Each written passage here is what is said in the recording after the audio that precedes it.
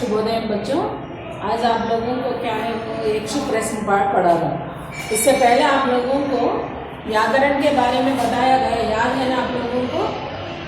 क्या है वो समास के बारे में बताया गया, तो पूरा आप लोग एक बार ध्यान से देखो, क्योंकि आप लोगों को 10वीं कक्षा में भी बहुत ज़रूरत है। ओके ना? और अब आप लोगों को क्या है वो ये एक प्रश्न के बारे में एक बार देखो। ईश्वर क्या है? ईश्वर क्या है? जन्म के पहले हम क्या थे? जन्म के पहले हम लोग ये जन्म लिए, इस पहले जन्म में हम कौन है वो हमें नहीं मालूम है। मृत्यु के बाद हमारा क्या होगा? मनुष्य तो सांस छोड़ते हैं, वो उसकी वजह से वो लोग मर गए बोल के, लेकिन मरने वाला व्यक्ति का आगे क्या होता है और वो मरने के बाद हमारा क्या होगा? अब तो हम लोग क्या है वो हमारे लिए, अगर मेरे लिए है तो मेरे 2 बच्चे हैं और पति है और मेरे परिवार है, लेकिन अगर छोड़ के गई तो मेरा कौन है, क्या होगा और हमारा क्या होगा? और उसके बाद में ईश्वर अगर है तो क्या उसे देखा जा सकता है? अगर भगवान है तो हम उनको देखा जा सकता है। ये पूरा प्रश्न किसके मन में आए हैं? स्वामी विवेकानंद। स्वामी विवेकानंद भगवान ईश्वर के वरदान से पैदा हुआ है ये स्वामी विवेकानंद। ये बहुत नटखट है बचपन से ही, और ये इनकी माँ ने ये इनके लिए बहुत तपस्या करके पैदा की है, वो जन्म दिया है माँ ने। और ये इसमें क्या है, ये प्रश्न किसके मन में उत्पन्न हुए हैं? ये प्रश्न स्वामी विवेकानंद के मन में तो उत्पन्न हुई है। और स्वामी विवेकानंद ने इस प्रश्नों का उत्तर किससे पूछा था? ये प्रश्न पूरा अपने माँ से पूछा है।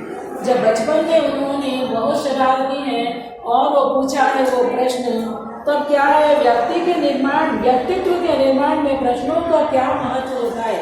हम लोगों को अगर विषयों को जानना है तो जरूर प्रश्नों के जरिए ही ज़्यादा समाधान मिलता है। उसी के जरिए हम लोग बहुत विषयों को सीखते हैं। छोटे बच्चों को देखो, हर बात के लिए क्या, कहाँ, क्यों ऐसा पूछा जाता है उन लोगों को। अब तो नहीं खाए तो क्या होता है? अगर खाए तो, अगर नहीं खाए तो, और खाए तो, ऐसा आप लोगों को बहुत से प्रश्न पूछा जाता है छोटे बच्चे, और उनके प्रश्नों का उत्तर देने वाला कौन है? वो माँ। पहले गुरु ने वो उनको बहुत पुचकार कर सभी विषयों की जानकारी तो देती है माँ। और माँ ने क्या है वो बच्चों के अंदर जिज्ञासा पैदा करती है। हर एक विषय को जानने के लिए एक प्रकार का प्रोत्साहन देकर अगर उन्होंने जवाब दिया तो शाबाश बेटा, बहुत अच्छा किया। ऐसा उसके आगे आप लोग पाठशाला में आकर सीखने के लिए कोशिश करते हैं। और वो जिज्ञासा व दार्शनिक प्रश्नों के माध्यम से बौद्धिक विकास होता है। हमारा बुद्धि का विकास कैसे होता है बोले तो, और विज्ञान में नए चीज़ों को या नए विषयों को जानने की कहाँ से होता है वो जिज्ञासा। और वो इसके साथ साथ क्या है वो जानने की इच्छा को ही जिज्ञासा कहा जाता है, जानने की इच्छा। और वो दार्शनिक बोले तो फिलॉसफर्स, वो ग्रेट फिलॉसफर्स क्या हम लोगों को बताते हैं, उन लोगों ने मार्गदर्शन करते हैं, उनकी जीवनी हमारे लिए अनुकरण योग्य है। अब इस पाठ में क्या बताया गया है वो इसके बारे में तो हम लोग वो पढ़ाते हैं। इसमें क्या है वो इधर महाभारत के बारे में आप लोगों को मालूम है। उसमें कौन है? 2 भाई हैं, एक पांडव है और दूसरा है कौरव। और कौरव तो 100 जने हैं और 100 और एक लड़की भी है, 101 है। और इधर पांडव देखे तो 5 ही हैं। और पांडव क्या है वो पांडुराजु के संतान है, पांडव 5 है और उनके माताएं हैं 2 है। और वो कौन है वो? एक है कुंती और दूसरा है माद्री। और कुंती का संतान 3 है और माद्री का संतान तो 2 है। कुंती के संतान कौन कौन है? युधिष्ठिर, भीम और अर्जुन कुंती का पुत्र है। और ये तीनों किसको है वो? धर्मराज तो यम के वरदान से पैदा हो गया है, और उसके बाद में भीम वायुदेव के अनुग्रह से पैदा हुआ, अर्जुन इंद्रदेव के वरदान से पैदा हुआ। तीनों देवताओं का अंश है ये तीनों। और इधर माद्री देखे तो कौन है वो? दूसरी माँ वो पांडुराज जी के दूसरी पत्नी है और उनके लिए है नकुल और सहदेव। वो तो अश्विनी देवताएं कहा जाता है उन लोगों के। ये 5 पांडव क्या है वो अपने पिता के, जब तक वो पिता जिंदा है तब तक उन लोगों ने पिता के साथ ही रहा है। बाद में क्या है, वो माता पिताओं के साथ उस समय राजा वो खूब पालन करते थे, क्योंकि धृतराष्ट्र के आंखें ना दिखाई देने की वजह से उन्होंने तो राज्य परिपालन नहीं किया, राज्य का वो उन्होंने क्या है वो गद्दी पर नहीं बैठा। पांडुराज ही खुद करते हैं, लेकिन क्या है वो पांडुराज ने वो गलती किया है, वो गलती के परिणाम क्या हो गया, उनकी मृत्यु हो गई है। मृत्यु के परिणाम बाद में क्या है वो उन लोगों को हस्तिनापुर आना पड़ा है। इधर आने के बाद क्या हुआ है, वो उन लोगों ने बड़े हो गए और युधिष्ठिर ने वो जुआ खेलने की वजह से अपने राज्य को खोना पड़ा और अनेक उन लोगों को ज़्यादा समय जंगलों में ही बिताना पड़ा है। और जंगलों में बिताते समय क्या हुआ है, एक बार वो उन लोगों को बहुत प्यास लगी है, वो प्यास बुझाने के लिए किसी नदी के किनारे जाते हैं। वो नदी के पानी पीने के लिए वो किसी एक व्यक्ति का अनुमति तो होना पड़ता है। वो व्यक्ति ने क्या अनुमति दिया है वो उसके बारे में तो अब हम लोग क्या है वो देता है या नहीं। और वो उन्होंने क्या है वो इधर युधिष्ठिर क्या है सदा धर्म को ही आधार पर रहता है। वो तेलुगु में आप लोग वही युधिष्ठिर को धर्मराजु कहकर पुकारते हैं। वो भीम और अर्जुन को उसी नाम से कहा जाता है। इधर क्या है वो उन लोगों ने ये महाभारत काल में जो घटना घटी है उसके बारे में अब बता दी। यह घटना महाभारत काल की है। उस समय पांडव द्रौपदी सहित 12 वर्ष के वनवास पर थे।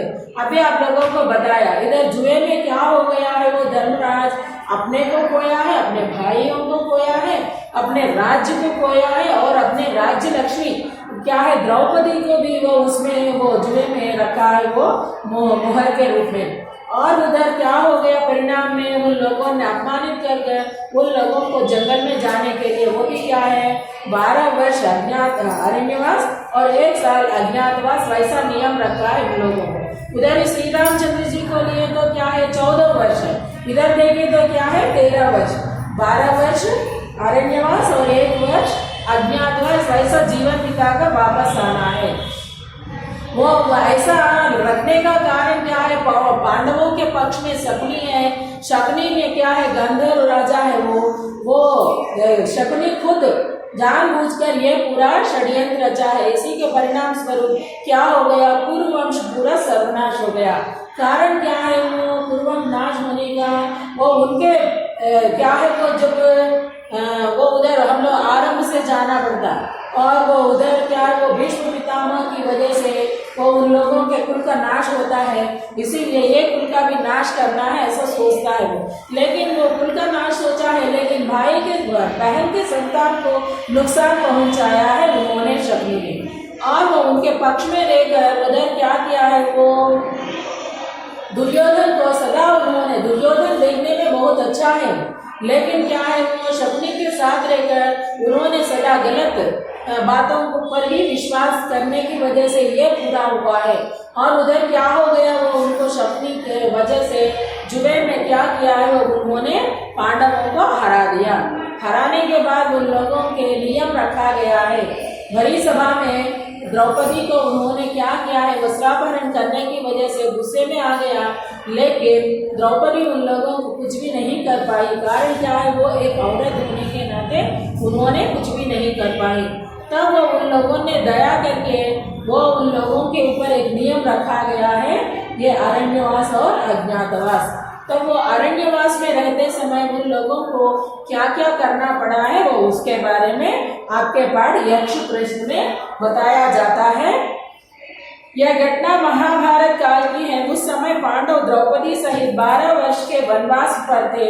एक दिन अचानक एक ब्राह्मण पांडवों के पास आया। वह अपनी व्यथा सुनाते हुए कहने लगा कि एक हिरण मेरी अरणी को लकड़ी सहित भाग गया। अब मेरे पास यज्ञ की अग्नि पैदा करने के लिए दूसरी लकड़ी नहीं है, कृपया मेरी लकड़ी को वापस दिला दीजिए। पुराने जमाने में जब ये लोग जंगल में रहते समय आग को क्या है वो करना है तो पैदा करना है तो क्या है, एक लकड़ी से दूसरी लकड़ी को वो रगड़ने की वजह से उसके बीच में से आता था आग। लेकिन वैसी आग दिलाने वाले एक लकड़ी, एक अरणी बोलते वो उसको, वो लकड़ी को एक हिरण ने पकड़कर भाग गया है ऐसा बताया गया है।